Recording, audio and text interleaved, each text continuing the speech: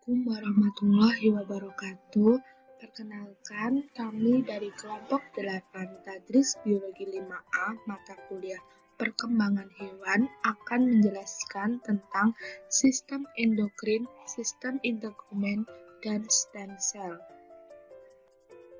Dengan anggota kelompok kami, Muna Sylvia, NIM 12208193003, Roziana Vidinda, NIM 12208193008, Siti Halimah, NIM 12208193010, Nurul Hidayah, NIM 12208193012, dan Marcelina Dwi Lestari, NIM 12208193054. Untuk yang pertama, kita akan menjelaskan tentang mekanisme kelenjar pituitari. Organ-organ yang terletak di berbagai bagian tubuh mengandung sel sekretory khusus yang menghasilkan hormon. Sel-sel sekretory khusus ini dapat membentuk organ endokrin atau kelenjar endokrin. Ektodem yang berasal dari mulut dan saraf berkontribusi terhadap pembentukan kelenjar hipofisis. Bagian dari kelenjar pituitari yang berkembang dari evaginasi ke atas ektodem oral di garis tengah dari atap stromatellum setelah rostral ke membran orofaring disebut sebagai adenohipofisis. Adenohipofisis berkembang dikenal sebagai kantong adenohipofisis. Kantong adenohipofisis tumbuh ke arah dorsal, downgrowth, infundibular, dan secara bertahap hilang dengan ektodem oral membentuk vesikel adenohipofisis. Sel-sel dari aspek dorsal dinding rostral mengelilingi tangkai infundibulum, membentuk pars tuberalis. Infundibulum membentuk hipofisis tangkai dan area distal yang membesar. Sel pars distal berdiferensiasi menjadi sel endokrin yang berdasarkan pewarnaan karakteristiknya dapat diklasifikasikan sebagai asidofil, basofil, dan kromofobia. Ini merupakan gambar dari tahapan pembentukan kelenjar hipofisis. Proses neuron dari inti supraoptik dan paraventrikular dari objek hipotalamus ke dalam tangkai infundibular dan meluas ke pars yang sedang berkembang. Sebagian besar sel glia pars nervosa adalah astrosit yang dimodifikasi dan disebut sebagai pituisit. Fungsi adenohipofisis berada di bawah kendali neurohormon hipotalamus yang baik, merangsang atau menghambat sekresi tertentu jenis sel pars distalis. Neurohormon hipotalamus ini dibawa ke pars distalis melalui sistem portal vaskular hipofisis. Pelepasan neurohormon hipotalamus dipengaruhi oleh umpan balik mekanisme dari organ target yang ditindaklanjuti oleh hormon dari pars distalis. Regulasi molekuler kelenjar hipofisis, perkembangan faktor transkripsi paling awal diekspresikan oleh primordium hipofisis termasuk SIG-A, SIG-3, PAX6, dan RAS kantong Homburg. Perkembangan dan diferensiasi sel kelenjar hipofisis juga ditentukan oleh faktor transkripsi homeodomain RPX, PTX, LHX3, PROP1, and PIT1. Mekanisme perkembangan kelenjar pituitari. Ini merupakan gambar hubungan komponen hipofisis babi yang terbentuk sempurna dan gambaran histologis pars distalis, pars intermedia, dan pars nervosa. Hubungan komponen pituitari anjing, kuda, kucing, dan sapi kelenjar ditunjukkan dalam gambar B, C, dan E masing-masing. Mekanisme perkembangan kelenjar. Yang pertama ada kelenjar pineal. Kelenjar pineal berkembang sebagai bagian dorsal diverticulum neuroepitel bagian kaudal atas di encephalon. Setelah pembentukannya, kelenjar tetap melekat pada diencephalon oleh sebuah batang. Sel-sel neuroepitel berdiferensiasi menjadi pinealosit dan sel glia. Pinealosit berkembang dengan melepaskan sekresi mereka, melatonin, ke dalam baik kapiler yang berasal dari diameter vaskuler atau ke dalam cairan cerebrospinal dari ventrikel ketiga. Fungsi kelenjar pineal termasuk sintesis dan sekresi melatonin. Terkait dengan durasi paparan hewan terhadap cahaya dan kegelapan. Di bawah pengaruh neurotransmitter penghambat ini, pinealosit mensintesis dan melepaskan hanya kadar melatonin. Sebaliknya, ketika seekor binatang terkena periode siang hari yang singkat, neuron penghambat di pineal kelenjar dirangsang pada tingkat yang lebih rendah. Akibatnya, jumlah melatonin disintesis dan dilepaskan. Selanjutnya ada kelenjar adrenal. Pasangan adrenal berkembang dari dua jaringan embriologis yang berbeda, ektodem puncak saraf dan mesodem perantara. Kedua komponen dari kelenjar adrenal menunjukkan fitur histologis yang berbeda dan memiliki peran fisiologis yang berbeda. Pada mamalia, jaringan turunan neural crest menempati posisi sentral, dikelilingi oleh jaringan yang berasal dari perantara mesodem. Dengan demikian, penampilan histologis yang khas kelenjar adrenal mamalia terdiri dari bagian dalam, yaitu medula dan korteks luar. Medula adrenal menyerupai ganglion yang dimodifikasi dari sistem saraf tetapi dengan badan sel tanpa akson. Neurosekresi sel-sel medula adrenal dilepaskan langsung ke dalam darah karena afinitasnya terhadap senyawa kromium yang menodai sel-sel menjadi coklat. Badan sel medula adrenal disebut sel kromafin. Tahapan dalam pembentukan. Nah, ini merupakan gambar tentang tahapan dalam pembentukan adrenal. Yang pertama, untuk gambar A, migrasi sel neural crest ke primordium adrenal cortex. Untuk yang gambar B, pembentukan medula adrenal oleh sel-sel neural crest. Yang C, kelenjar adrenal yang terbentuk sepenuhnya menunjukkan medula zona kortikal dan kapsul. Selanjutnya ada kelenjar tiroid. Kelenjar tiroid berkembang sebagai divertikulum endodermal garis tengah ventral dari dasar usus depan pada sejajar antara lengkung faring pertama dan kedua. Ujung ekor dari struktur primordial ini memanjang secara ventral dan kaudal ke dalam mesodem di bawahnya. Selama pemanjangan ekornya, primordium tiroid kehilangan hubungannya dengan usus depan dan menempati posisi pada aspek ventral dari trakea yang berkembang, di mana ia membentuk dua lobus yang berbeda yang tetap terikat oleh isthmus kelenjar jaringan. Hormon yang disekresi oleh kelenjar tiroid memiliki peran sentral dan mengontrol aktivitas metabolisme organ dan jaringan di seluruh tubuh. Selanjutnya, ada kelenjar paratiroid. Kelenjar paratiroid berkembang dari segmen dorsal kantong faring keempat dan ketiga. Nama yang diberikan untuk setiap kelenjar paratiroid berhubungan dengan kantong faring dari mana ia berasal. Bagian punggung dari kantong faring ketiga kiri dan kanan menimbulkan kelenjar paratiroid eksternal dan paratiroid 3. Sel-sel kelenjar paratiroid berdiferensiasi menjadi tali sel yang disebut sebagai sel utama yang mensekresi hormon paratiroid atau parathormon. Paratiroid hormon meningkatkan kadar kalsium darah dengan merangsang osteoklas untuk melepaskan ion kalsium dari tulang, dengan menghambat deposisi kalsium dalam tulang dengan mempromosikan penyerapan kalsium dari sumber makanan dan dengan mengurangi ekskresi kalsium ginjal. Ini merupakan gambar tahapan berurutan dalam bentuk kelenjar tiroid dan paratiroid, timus, tonsil palatina, dan yang terkait strukturnya.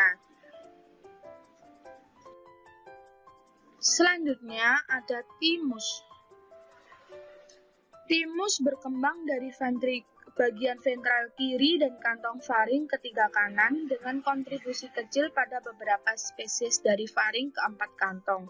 Sel-sel primordia timus berproliferasi dan memanjang ke kaudal.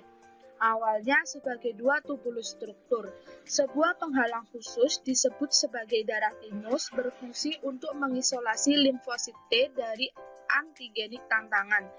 Di timus, kapiler kortikal memiliki endotel terus-menerus, jaringan ikat perivaskular, dan selubung yang terdiri dari prosesus epitexel timus, yaitu sangat menonjol pada hewan muda, mengalami involusi bertahap permulaan kematangan seksual.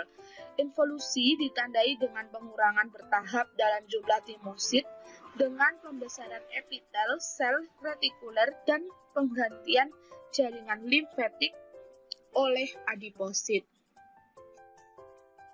Selanjutnya adalah pankreatik. Di dalam pankreas yang sedang berkembang, kelompok sel bertunas lepas dari komponen eksokrin yang berkembang dari pankreas membentuk struktur endokrin yang disebut sebagai pulau pankreas. Sel di dalam pulau-pulau ini berdiferensiasi menjadi tipe sel tertentu masing-masing dengan kemampuan memproduksi endokrin tertentu sekresi. Sel-sel endokrin ini yang ditunjuk sebagai sel dan sel menghasilkan glukagon, insulin, dan somatostatin masing-masing. Glukagon meningkatkan kadar darah glukosa dengan meningkatkan laju pemecahan glikogen dan mendorong pelepasan glukosa dari hepatosit.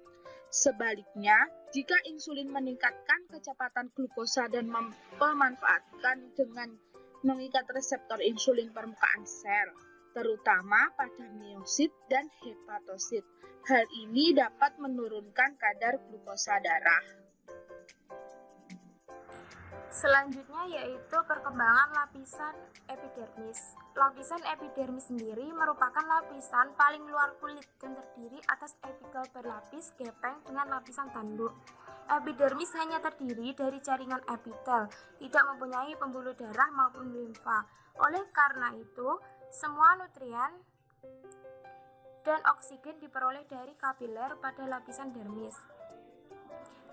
Epitel epidermis gepeng pada epitel berlapis gepeng pada epidermis ini tersusun oleh banyak lapis sel yang disebut keratinosit. Sel-sel ini secara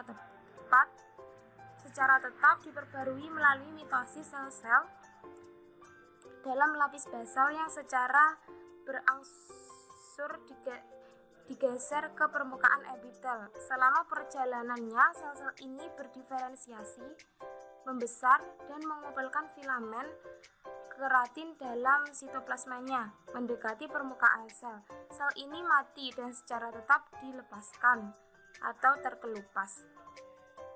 Nah, lapisan epidermis yang menutupi embrio awalnya terdiri dari satu lapisan sel kuboid yang bertumpu pada lamina basal.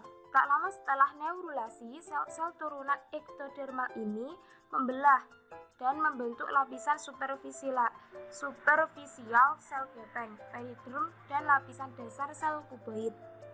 Lapisan basal ini atau proliferasi lebih lanjut dari sel-sel lapisan basal yang menimbulkan lapisan perantara yang menghasilkan lapisan berlapis-lapis. Epidermis pertukaran air, atrium, dan glukosa antara cairan amnion dan epidermis mungkin melibatkan sel-sel peridermal. Dermis mengatur pertumbuhan sel-sel basal. Epidermis saat epitel berdiferensiasi menjadi lapisan karakteristiknya. Sel-sel pendermal yang mengalami apoptosis ditumpahkan ke dalam cairan ketuban. Hilangnya lapisan peridermal dan pembentukan stratum corneum dari epitel squamosa berlapis bertepatan dengan penghentian pertukaran air dan elektrolit antara cairan ketuban dan epidermis. Kehilangan pertukaran ini mungkin juga berhubungan dengan dimulainya fungsi ginjal dan keluarnya urin ke dalam rongga amnion dengan akumulasinya di dalam kantung ketuban. Di beberapa area tubuh, proliferasi sel-sel lapisan basal menimbulkan papila epidermis yang meluas ke dermis yang berkembang di bawahnya.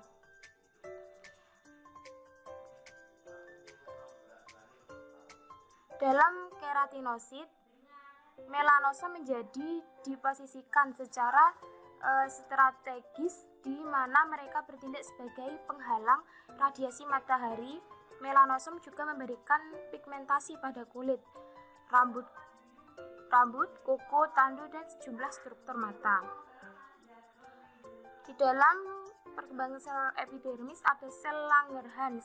Sel Langerhans sendiri yaitu berasal dari sumsum tulang, berasal dari garis keturunan monosit atau makrofag. Sel-sel ini yang jumlahnya lebih banyak di stratum spinosum daripada di lapisan epitel lainnya.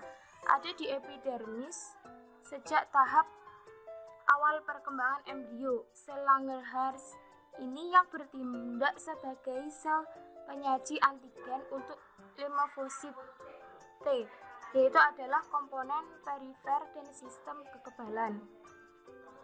Ada juga sel Markov. Sel Markov sendiri yaitu yang bermigrasi ke lapisan basal epidermis dan berfungsi sebagai sel sensorik melalui interaksinya dengan ujung saraf bebas. Meskipun asal-usul sel Merkel belum terpecahkan, ada bukti yang meyakinkan bahwa mereka berasal dari puncak saraf. Sel-sel ini dapat mendeteksi rangsangan taktil dan perubahan tekanan kontak. Jumlah sel jenis ini paling sedikit, berasal dari crista neuralis dan ditemukan pada lapisan basal kulit tebal, folikel rambut, dan membran mukosa mulut. Merupakan sel besar dengan cabang sitoplasma pendek. Serat saraf tak bermielin menembus membran basal, melebar seperti cakram dan berakhir pada bagian bawah sel Merkel. Kemungkinan badan Merkel ini merupakan mekanoreseptor atau reseptor rasa sentuh. Selanjutnya yaitu perkembangan lapisan dermis dan hipodermis. Yang pertama yaitu dermis. Dermis yang berkembang selama periode embrionik akhir muncul dari sel-sel mesenkim yang sebagian berasal dari sel-sel dermatomal dan juga dari Myxoderm symatopleural. Mesenkim berdiferensi menjadi sel-sel jaringan ikat yang menghasilkan serat kolagen dan selastik. Dermis yang terletak tepat di bawah epidermis menonjol di antara epidermis papila. Lapisan papiler superficial dermis terdiri dari jaringan ikat longgar, sedangkan yang lebih tebal lapisan retikuler di bawahnya mengandung jaringan ikat padat tidak teratur. Serabut saraf efferent yang tumbuh ke dalam dermis menginervasi dermis dan epidermis. Yang kedua yaitu hipodermis. Di bawah dermis di sebagian besar wilayah tubuh, sel-sel mesenkim membentuk lapisan jaringan ikat longgar hipodermis, terdiri dari berkas serat kolagen yang tidak teratur diselingi dengan serat elastis dan adiposit. Lapisan jaringan ikat longgar ini mengikat kulit ke struktur di bawahnya. Hipodermis tidak ada di daerah tertentu seperti bibir, pipi, kelopak mata, daun telinga, dan anus, dan jika tidak ada, dermis menempel pada struktur di bawahnya. Hipodermis biasanya disebut sebagai jaringan ikat subkutan dalam histologi, sedangkan dalam anatomi kasar disebut sebagai fascia superficial, kumpulan otot rangka. Otot subkutan berkembang di hipodermis di daerah tubuh tertentu seperti daerah toraks dan Sifat dan kedalaman hipodermis sangat bervariasi menurut spesies. Karena hipodermis kurang padat pada karnivora dan domba dibandingkan spesies domestik lainnya dan mengandung proporsi serat elastis yang tinggi, kulit pada hewan ini dapat dengan mudah diangkat dengan menggenggam. Kulit mengandung berbagai ujung saraf yang lebih banyak di daerah yang tidak berambut daripada di daerah yang tertutup rambut. Sementara serat sensorik menonjol di dermis dan hipodermis. Mereka juga meluas ke selubung akar eksternal folikel rambut dan di antara sel-sel lapisan epidermis yang lebih dalam. Ujung saraf di kulit secara morfologis dapat dibagi menjadi ujung saraf bebas dan ujung saraf berkapsul. Ujung saraf bebas yang ditemukan terutama di epidermis mendeteksi rangsangan yang berhubungan dengan rasa sakit, panas, dan dingin. Struktur dengan morfologi yang beragam disebut sebagai ujung saraf yang dienkapsulasi terletak di dermis atau hipodermis dan berfungsi sebagai mekanoreseptor. Persarafan pembuluh darah dan kelenjar keringat ini terutama disuplai oleh divisi simpatis dari sistem saraf otonom. 3 pleksus vaskular yang sejajar dengan permukaan kulit, pleksus subkutan, kutan, dan superficial menyediakan suplai darah arteri kulit. Untuk penjelasan selanjutnya yakni mengenai rambut. Salah satu ciri yang membedakan mamalia dari vertebrata lainnya adalah adanya rambut. Sedikit terangkat peningkatan pada kulit telanjang halus di daerah sekitar bibir, periorbita, pipi, dan rahang bawah janin adalah bukti makroskopis pertama dari perkembangan rambut. Dengan pengecualian daerah anatomi terkenal, seluruh permukaan tubuh hewan domestik ditutupi oleh rambut dengan jarak yang dekat. Area tanpa rambut termasuk moncong, persimpangan muncul hutan, kuku, dan bantalan digital. Kemudian struktur primordial tempat tumbuhnya rambut timbul selama periode awal janin ketika epidermis terdiri dari 3 lapisan. Proliferasi pada dari lapisan basal epidermis yang menonjol ke dalam mesoderm, di bawahnya membentuk kuncup rambut atau pasak, yakni seperti yang terlihat pada gambar B. Saat kuncup rambut meluas ke dermis secara sudut miring, agregasi sel mesenkim yang dikenal sebagai papila rambut menonjol ke ujung kuncup. Sel-sel epidermis tunas tumbuh di sekitar papila rambut seperti cangkir terbalik, membentuk bola rambut.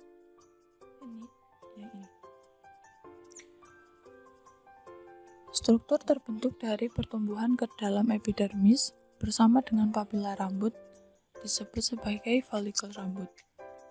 Bagian dalam lapisan sel epidermis dari bola rambut yang timbul ke batang rambut dan selubung akar epitel disebut sebagai matriks germinal.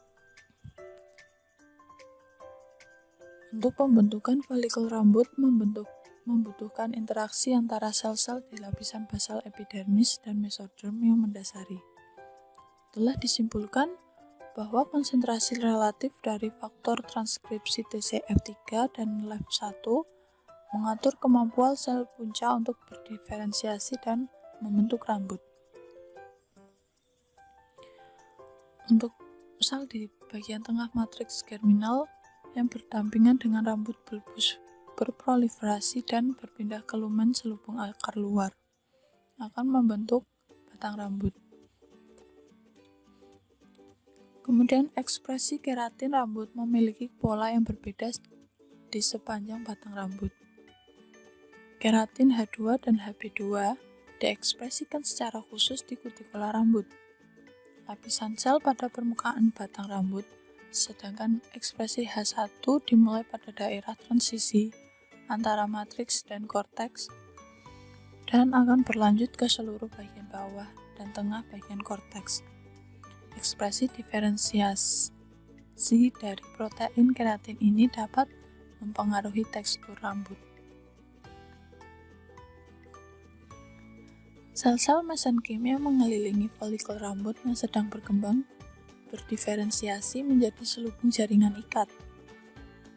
Pita kecil otot polos juga berasal dari mesenchymal sel-sel di dermis, menempelkan selubung jaringan ikat ini ke lapisan superficial dermis di sisi folikel rambut yang membentuk sudut yang lebih besar dengan permukaan. Pada kontraksi pita otot ini dikenal sebagai otot arector pili. Otot ini mengurangi sudut yang lebih besar antara folikel rambut dan permukaan kulit, sehingga menggerakkan batang rambut ke posisi tegak. Otot arector pili berkembang dengan baik, terutama di sepanjang garis tengah pada punggung anjing, di mana otot ini menyebabkan rambut menjadi tegak sebagai respon terhadap ancaman agresi.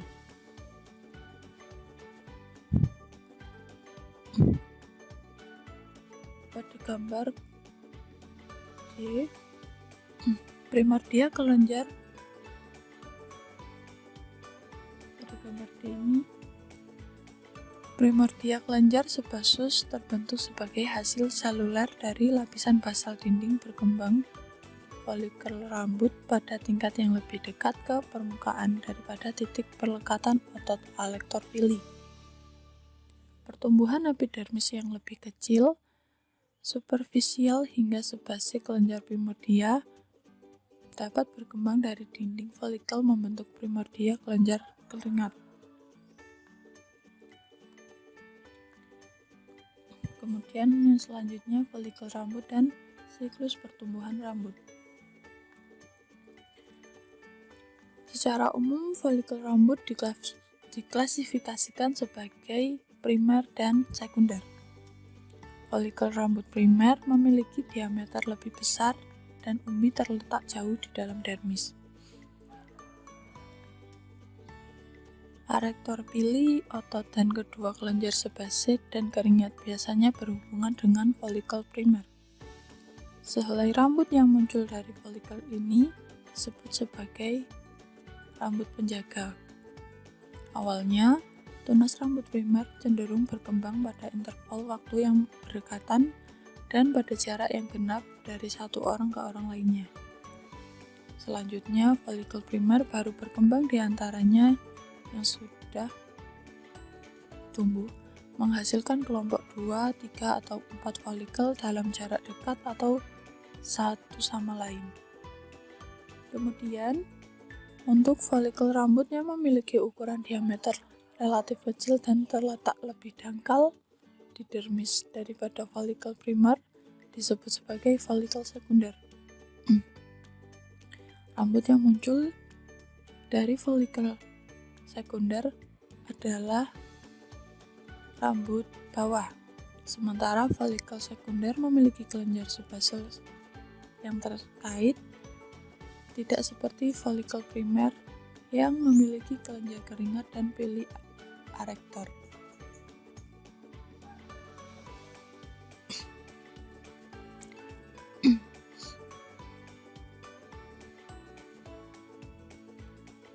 Untuk folikel rambut sinus atau biasanya terdapat rambut yang tumbuh pada folikel khusus.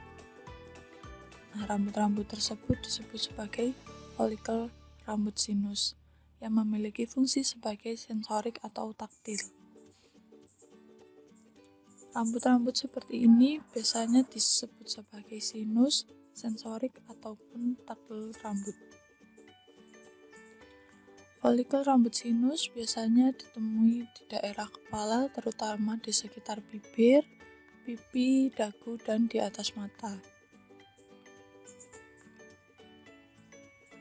Pada kucing, folikel rambut sinus juga terdapat di daerah karpal. Perkembangan folikel rambut sinus awalnya mirip dengan perkembangan folikel rambut primer. Namun kemudian, tunas folikel rambut sinus membesar dan meluas jauh ke dalam hipodermal. Folikel rambut sinus tidak memiliki kelenjar keringat terkait dan kelenjar sebasus terkait kurang berkembang.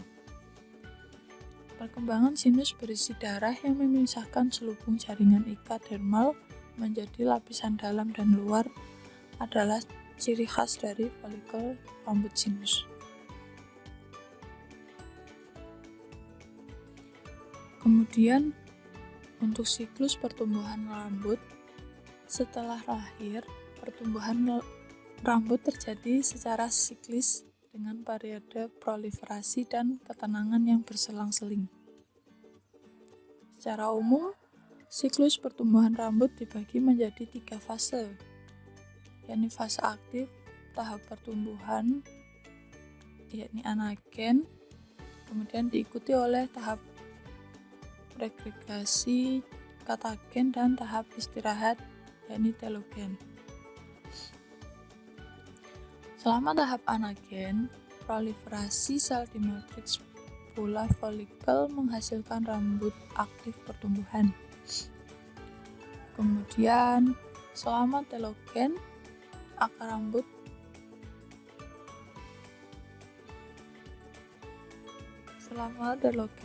rambut berbentuk tongkat dikelilingi oleh selubung akar luarnya saja dan folikel tetap terikat oleh tali sel epitel untuk papila rambut yang mengalami regresi.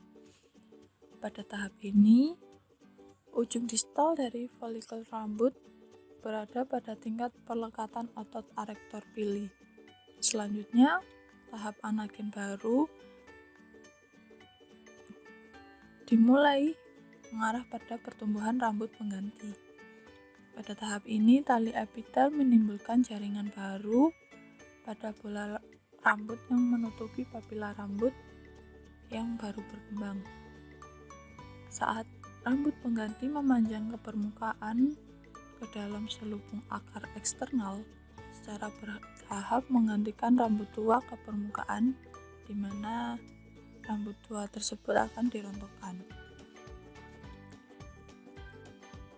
Baik pada manusia dan hewan piaraan, faktor hormonal dapat sangat mempengaruhi pertumbuhan rambut dan kerontokan rambut. Kemudian kelenjar kulit pada mamalia.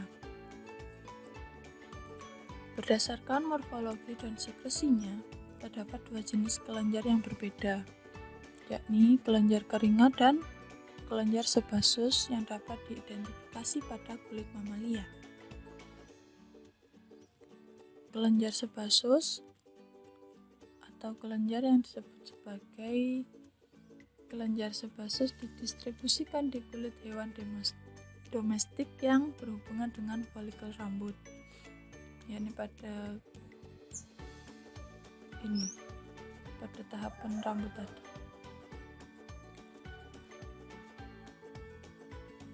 Kelenjar ini biasanya berkembang lebih lambat dari kelenjar keringat dan muncul sebagai pertumbuhan lateral dari basal epitel folikel yang berkembang di bawah tingkat primordial kelenjar keringat.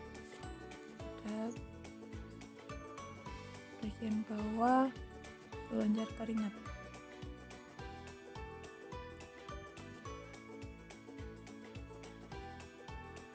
Kelenjar sebasus sangat banyak dan menonjol pada sapi, anjing, dan kucing, tetapi umumnya jarang dan tidak mencolok pada babi.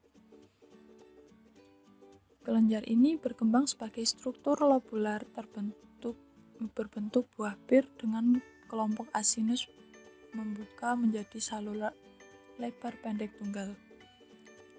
Sebagai konsekuensi pembelahan mitosis berulang dalam kelenjar sebasus, sel basal kecil menimbulkan sel-sel yang bermigrasi ke dalam dan mengisi lumen asiner. Nah, saat sel-sel ini membesar, mereka mengumpulkan tetesan lipid dan intinya menjadi pigmotik dan menghilang. Selanjutnya, dengan hancurnya sel-sel kelenjar sebasus ini, sebum yang terdiri dari campuran lipid dan butiran karotonyalin, keratin, dan puing-puing seluler terkait diproduksi. Sebum dikeluarkan melalui saluran pendek ke dalam lumen rambut folikel. Karena seluruh sel kelenjar sebasus berbentuk bahan yang disekresikan oleh kelenjar, cara sekresi kelenjar sebasis disebut holokrin.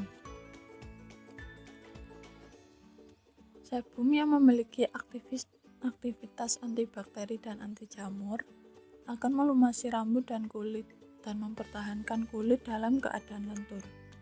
Selain itu, sebum meningkatkan sifat anti air, integumen, dan membatasi kehilangan air melalui penguapan. Untuk sekresi kelenjar sebase ini sangat dipengaruhi oleh hormon gonad dan adrenal. Kemudian untuk kelenjar keringat, berdasarkan cara sekresinya, kelenjar keringat dikelompokkan menjadi dua, yakni apokrin dan ekrin. Sekresi dari kelenjar ekrin, yakni sekresi monokrin, adalah melalui eksositosis, suatu proses di mana butiran sekretori kecil dibuang ke dalam saluran kelenjar. Sedangkan kelenjar apokrin mengeluarkan butiran besar di dalam vesikel sekretori yang mengandung sebagian sitoplasma sel. Proses sekresi ini disebut sebagai sekresi apokrin.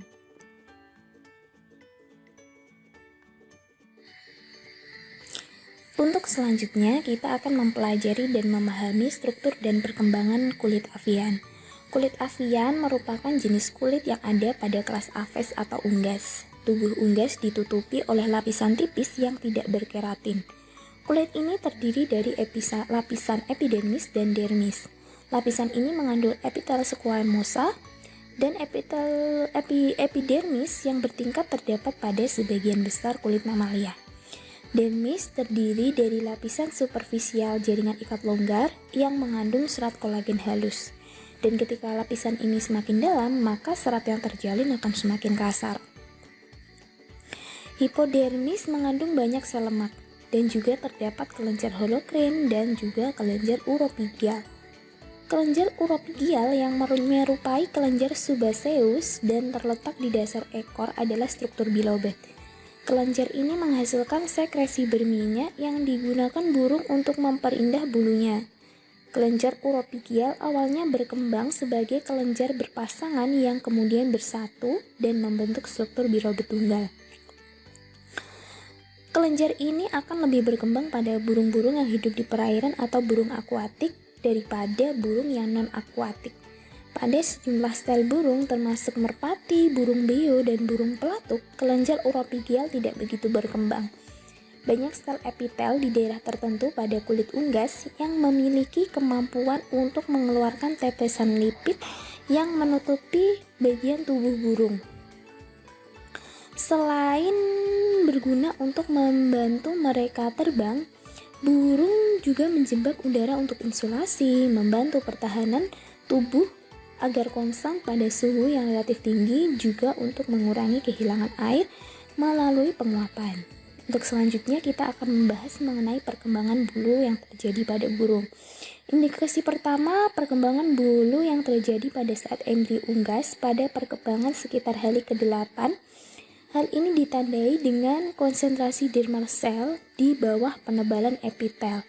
Perkembangan lebih lanjut dihasilkan dari interaksi epiteliomesenkimal menginduksi pembentukan papila berbentuk kerucut yang menggeser epidermis atasnya keluar, membentuk kuncup bulu. Nah, proses ini bisa diamati pada bagian A. Untuk selanjutnya, sel epidermis di dasar dari masing-masing tunas tenggelam ke dalam dermis membentuk folikel ectodermally line. Saat folikel bulu memanjang, apeks kuncup bulu menonjol dari bukaan folikel. Hal ini bisa dilihat pada gambar B. Jenis bulu yang dibentuk oleh kuncup bulu akan dipengaruhi oleh tahap perkembangan selanjutnya. Pada tahap awal perkembangan folikel di bawah bulu dengan kontur serupa dilihat pada gambar C. Di bulu bawah pembentukan sel di dasar papila bulu melingkar dan berkembang biak membentuk kerah epitel dari jumlah kolom longitudinal sel yang diproyeksikan ke dalam inti dermal duri yang dinamakan duri primordium. Nah, duri primordium bisa dilihat pada gambar F. Ini ada kerah epitel. Lihat. Lapisan epidermis folikel membentuk selubung panjang maksimumnya selubung bawah definite. Cabang reguler disebut sebagai barbul yang dilepaskan dari duri yang berkontribusi untuk sifat isolasi bulu bawah. Pena bulu, bagian bulu yang tidak ada durinya berkembang. Muncul dari kelah folikel di dasar folikel. Bulu tersebut berlabuh di bawah folikel dan pena berbentuk silinder. Nah, pena bulung ini bisa dilihat pada gambar pada gambar D. Saat perkembangan bulu kontur berlangsung, proliferasi dari segmen diskrit dari bagian superficial dari kelah epitel terjadi, membentuk poros atau punggungan rastis yang memanjang menuju puncak bulu. Puncak folikel bulu bisa dilihat rastisnya pada gambar E. Duri yang menonjol dari kedua sisi poros ini tumbuh secara melingkar dalam batas-batas epidermis sarung. Selanjutnya, selubung luar bulu kuncup terbelah. Bagian apikal batang dan duri adalah dibebaskan dari selubung kerucut dan durinya akan membentuk lurus. Duri yang menonjol dari kedua sisi dari rasis yang berbentuk sepenuhnya secara kolektif merupakan struktur pipih disebut sebagai baling-baling. Dasar dari batang bulu terletak di dalam folikel dan tanpa duri disebut sebagai pena bulu atau kalamus. Nah, hal ini bisa dilihat pada gambar G.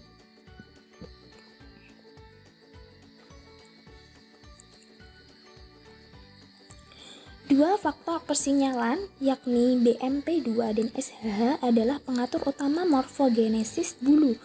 Pola ekspresi SHH dan BMP yang berbeda terbentuk pada setiap tahap perkembangan bulu. Di wilayah proksimal bungung duri, SHH mengeluarkan proliferasi sel, sementara di daerah distal struktur ini, yakni BMP2, akan menekan SHH dan mendorong diferensiasi. Keseimbangan antara BMP dan nogging menentukan jumlah, ukuran, dan jarak dari bulb bricks, sementara SSH juga mempengaruhi jarak antar duri dengan menginduksi apoptosis. Bulu pertama yang dibentuk oleh embrio adalah bulu bawah, sedangkan bulu yang paling menonjol terbentuk pada saat dewasa adalah bulu kontur. Nah, bulu bawah bisa diamati pada gambar H, dan bulu kontur atau bulu akhirnya bisa diamati pada gambar I. Nah, ini seperti bulu yang kita lihat pada sehari-hari.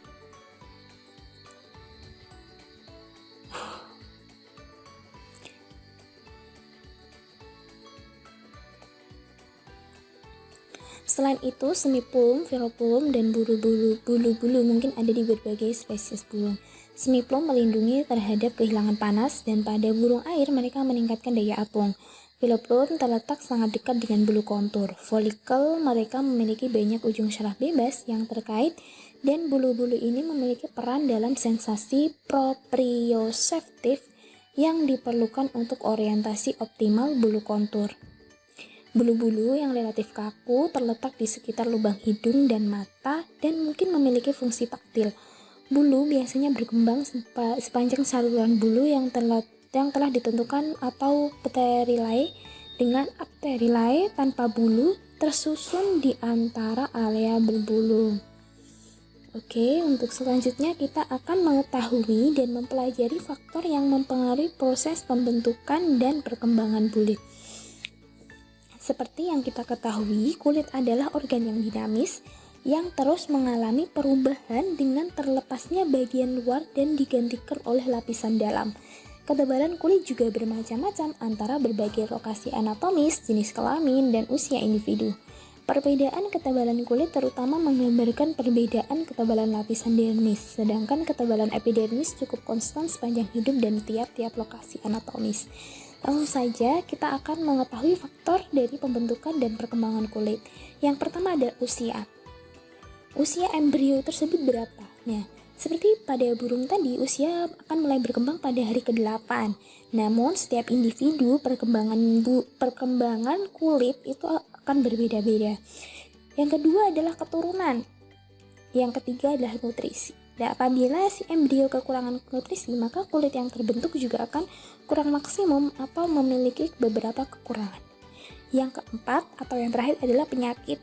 Nah, penyakit ini bisa dialami oleh atau bawaan oleh induknya atau bisa dari si embrio itu sendiri. Nah, penyakit ini akan mempengaruhi bagaimana kulit yang terbentuk nantinya. Baik, untuk selanjutnya saya akan menjelaskan mengenai stem cell atau sel induk. Nah, stem cell itu apa sih?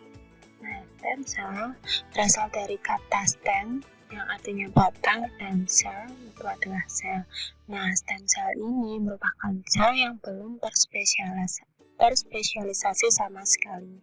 Nah, awal mula dari pembentukan berbagai bentuk sel penyusun pada tubuh hewan atau manusia. Nah, stem cell ini biasa disebut dengan sel punca atau sel induk. Nah, sel itu merupakan sel induk jika sel itu dapat membelah dan dalam pembelahannya itu menghasilkan tiruan dirinya sendiri serta sel anakan yang dapat mengalami perkembangan lebih lanjut dan melakukan diferensiasi. Nah, jadi stem cell ini memiliki sebuah sifat dasar, yaitu yang pertama adalah mampu berdiferensiasi menjadi sel lain. Yang kedua, mampu memperbaiki diri sendiri atau meregenerasi diri sendiri. Nah, pada waktu pembelahan, sebuah sel induk ini dapat menghasilkan sel anakan yang bisa matang menjadi sel terminal yang berdiferensiasi. Nah, pembelahan sel itu bisa terjadi secara simetris atau asimetris. Nah, untuk gambar ini adalah konsep sel yang asimetris, lalu ada populasi sel yang asimetris, dan juga ada bentuk dari sel stem cell atau sel induk dewasa.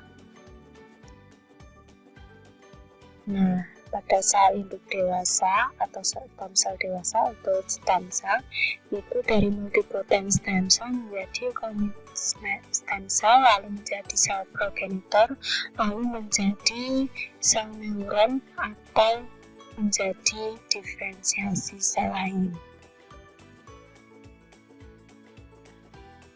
Nah, selanjutnya ada pembagian stem cell berdasarkan kemampuan berdiferensiasi.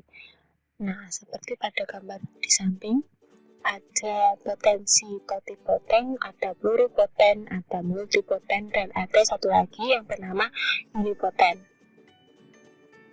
Nah, totipotent ini dapat berdiferensiasi menjadi semua jenis sel, contohnya adalah sel somatik dan sel zigot. Lalu ada pluripotent yang dapat berdiferensiasi menjadi 3 lapisan germinal, yaitu contohnya adalah embryonic stem cell. Nah, untuk yang selanjutnya ada multipotent yang dapat berdiferensiasi menjadi banyak jenis sel, atau contohnya ini adalah hematopoietic stem cell. Lalu yang terakhir ada unipotent, yaitu hanya menghasilkan satu jenis sel tetapi berbeda dengan non-stem cell. Nah, stem cell ini dapat meregenerasi dirinya sendiri. Selanjutnya adalah fungsi atau peranan dari sel induk ini sendiri. Nah, untuk fungsi yang pertama adalah regenerasi. Nah, sel induk ini dapat memperbarui dirinya sendiri atau dapat meregenerasi dirinya sendiri apabila terjadi luka atau terjadi kerusakan pada sel. Nah, yang kedua adalah terapi gen. Nah, sel induk atau stem cell ini dapat dimanfaatkan sebagai terapi gen untuk mengobati suatu penyakit yang diderita oleh hewan atau pada manusia. Nah, yang ketiga adalah mengobati penyakit degeneratif pada manusia atau pada hewan juga bisa, yaitu contohnya adalah penyakit stroke, Parkinson, dan Alzheimer. Yang keempat adalah untuk mengobati penyakit autoimun. Lalu yang terakhir adalah sebagai penemuan dan perkembangan alat baru.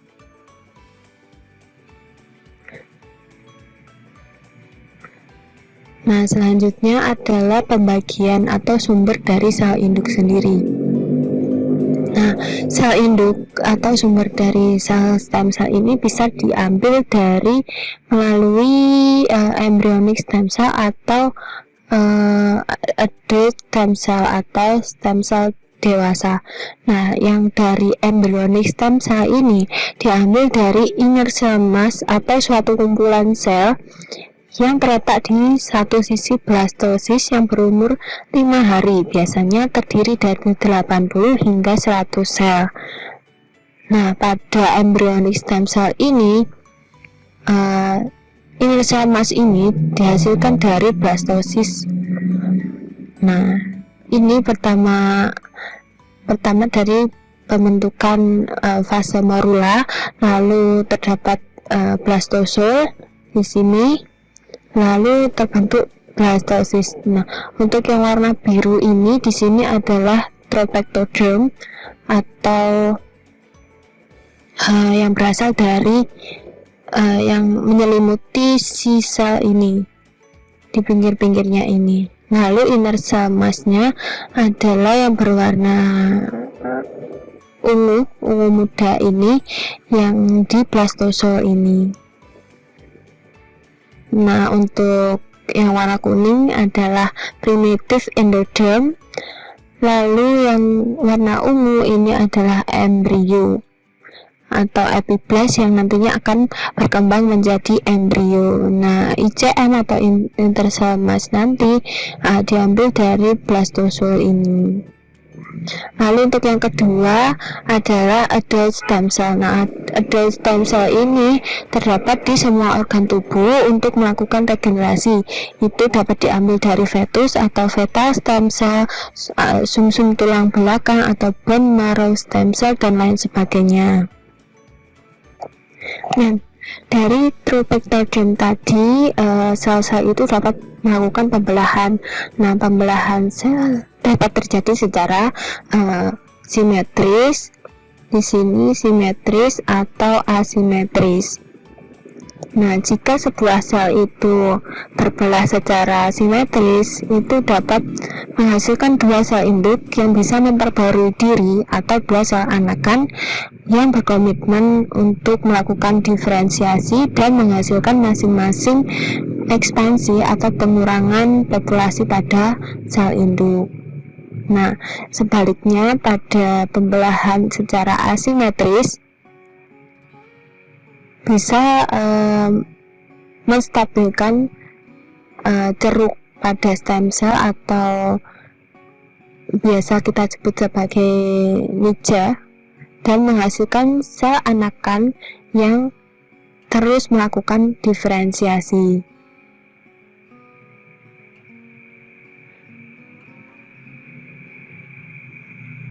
Contoh dari pembelahan asimetris di sini adalah hematopoietic stem cell atau yang nantinya bisa berubah menjadi sel darah merah. Nah, di sini hematopoietic stem cell atau stem cell multipotent nanti akan berdiferensiasi menjadi myeloid progenitor cell. Nah, nanti myeloid progenitor cell nanti juga akan berdiferensiasi menjadi beberapa bentuk, yaitu neurotrofil, basophil, eosinofil, monocyte, platelets, lalu yang terakhir adalah sel darah merah. Nah, selain itu hematopoietic stem cell nanti juga akan berdiferensiasi menjadi lymphoid progenitor cell. Nah, lymphoid progenitor cell nanti juga akan terbagi lagi menjadi natural killer cell, lalu ada T limfosit, lalu ada B limfosit atau sel B dan sel T. Nah, untuk selanjutnya adalah tabel dari beberapa stem cell atau sel induk dan lokasi ceruk puncanya.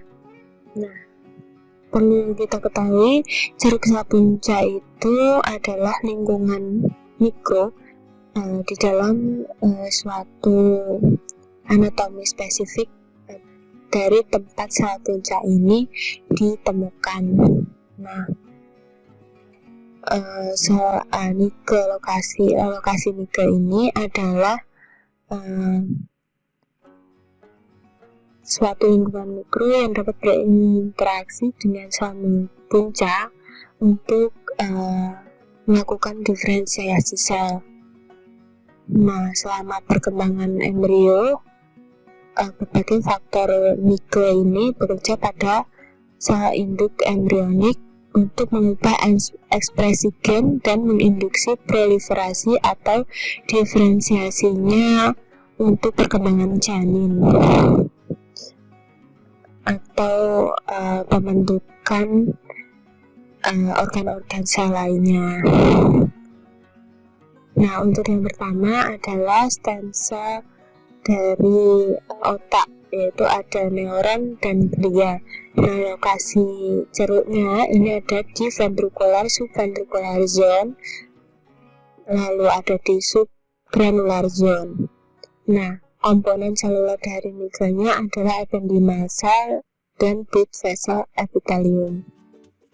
Lalu ada skeletal muscle atau otot skeletal yang lokasinya ada di antara basal lamina dan basal fiber.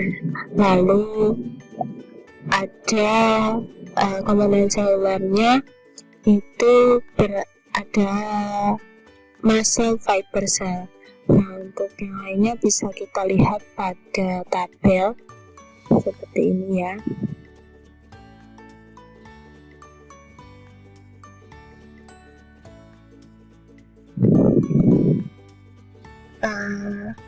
Ada sel ependymal yang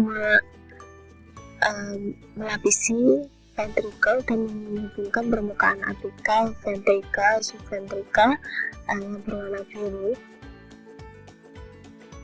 Nah, pada umumnya si B1 ini, sel dengan tipe B1 ini akan mengaktifkan si sel tipe B2 dan B3 yang memiliki proliferasi yang terbatas. Nah, di sel B3 ini nanti akan menghasilkan sel C yang berwarna ini, sel C di sebelah bagian ini. Setelah melakukan 3 putaran pada divisi ini, nanti akan menghasilkan sebuah neuron yang akan bermigrasi ke dalam lekukan atau ceruk di lingkungan mikro atau Nike. Nah, Nike ini nanti akan ditembus oleh pembuluh darah endotelial yang sebagian terbungkus oleh ujung basal sabul. Nah, perkembangan dari sel induk Nike ini nanti akan diatur oleh perekat yang bernama VCAM1 dan persinyalan lainnya. Nah, klaster neuron di daerah ventral dari ventricle expressive sonic hedgehog atau SH yang dipengaruhi oleh perbedaan neuronal sel diferensiasi dengan Nike. Nah, hasilnya antagonis antara BMP dan nodin dari sel endotelial dan sel ependyma masing-masing akan menyeimbangkan neurogenesis sepanjang gradien. Nah, akson 5HT akan berkontraksi lalu menghiasi atau memenuhi permukaan ventricle dan bersama IL-1, serotonin dan GDF-11 dari cairan tulang belakang otak dan darah nanti akan berperan sebagai rangsangan dari luar untuk mengatur Nike tadi. Nah, neuron-neuron non-Nike, astrosit dan glia ini dapat ditemukan dalam Nike dan mempengaruhi peraturan-peraturan lainnya. Nah, protein asam glial GFAP, protein pekat otak atau BLP, dan protein ganda. Nah, untuk selanjutnya ada sel induk mesenkim. Nah, sel induk mesenkima ini mulanya ditemukan dalam sumsum tulang. Nah, sebelumnya mesenkima stem cell ini juga ditemukan dalam beberapa jaringan dewasa seperti dermis pada kulit, pada tulang, lemak, tulang rawan, tendon, otot, timus, kornea, dan serat gigi. Juga terdapat pada plasenta. Nah, mesenkima stem cell ini merupakan sel-sel stroma yang bersifat mendukung di satu sel sisi dan sel induk sisi lainnya. Nah, secara morfologi mesenkima stem cell ini mirip dengan fibroexplosive, sejenis sel yang mengeluarkan matriks ekstraseluler jaringan ikat atau strom.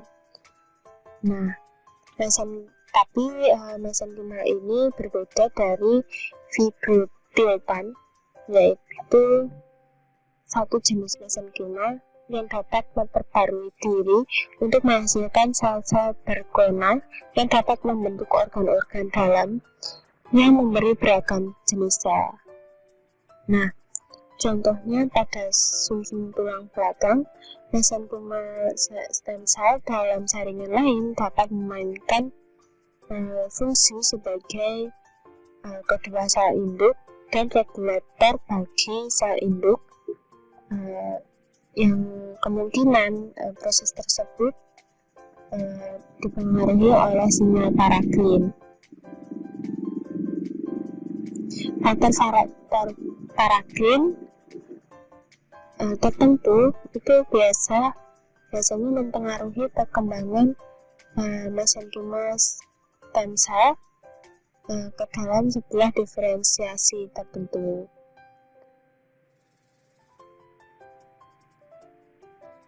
Nah, faktor-faktor kesinyalan paraklin dapat mendukung atau mempengaruhi mesenkima stem cell, lalu dapat memodulasi mereka atau mesenkima stem cell ini menjadi sel induk populasi.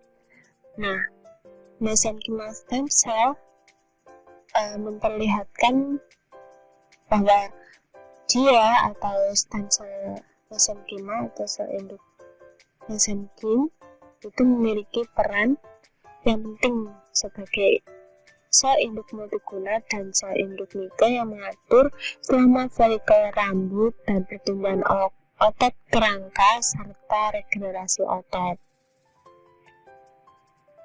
Nah, recovery atau regenerasi epidermis yang cepat dan folikel rambut yang terkait dalam kulit membutuhkan pengaktifan yang kuat dari sel-sel induk populasi.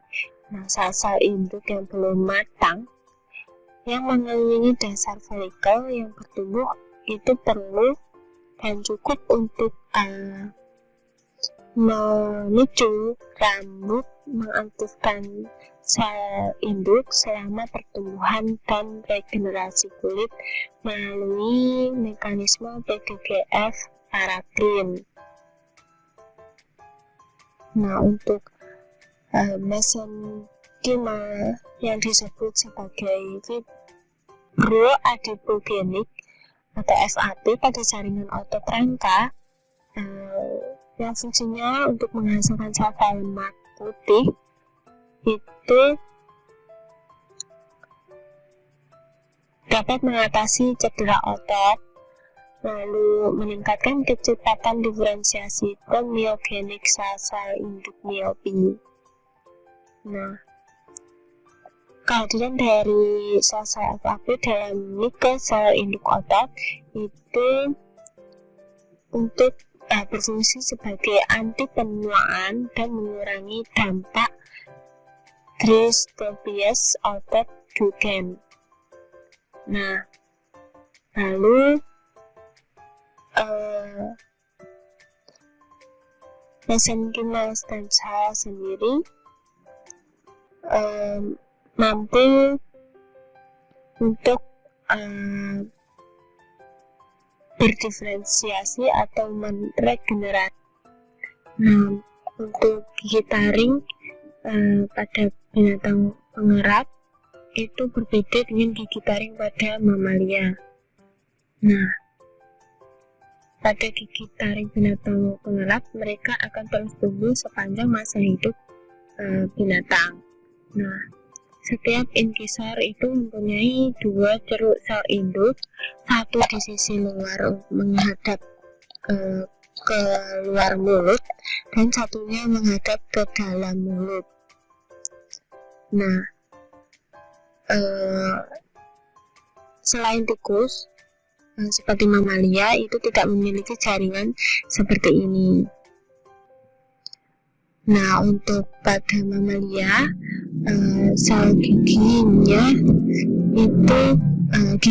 itu tidak mengalami regenerasi. Nah, untuk selanjutnya adalah teknologi stem cell pada perkembangan hewan. Nah, untuk yang pertama adalah pluripotent stem cell di laboratorium. Nah, pluripotent stem cell ini bentuk berasal dari inersial mass dan juga primordial stem cell yang nantinya akan dikultur menjadi pluripotent stem cell. Nah, di dalam laboratorium ini sel-sel embrionik yang berpotensi majemuk berasal dari 2 sumber utama tersebut.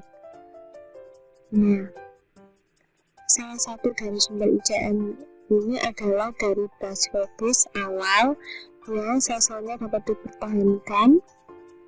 Lalu yang sumber kedua adalah sel-sel primordial yang belum mengalami diferensiasi menjadi sperma atau menjadi telur. Nah, sewaktu isolasi dari embrio dan mereka bertumbuh, mereka ini disebut sebagai sel benih embrionik. Nah, sel-sel ini akan dipertahankan oleh inti yang sama dari 3 faktor transkripsi seperti OK4, SOX2, dan NanoG. Nah, contohnya nanti akan dimanfaatkan untuk menghambat penyakit leukemia.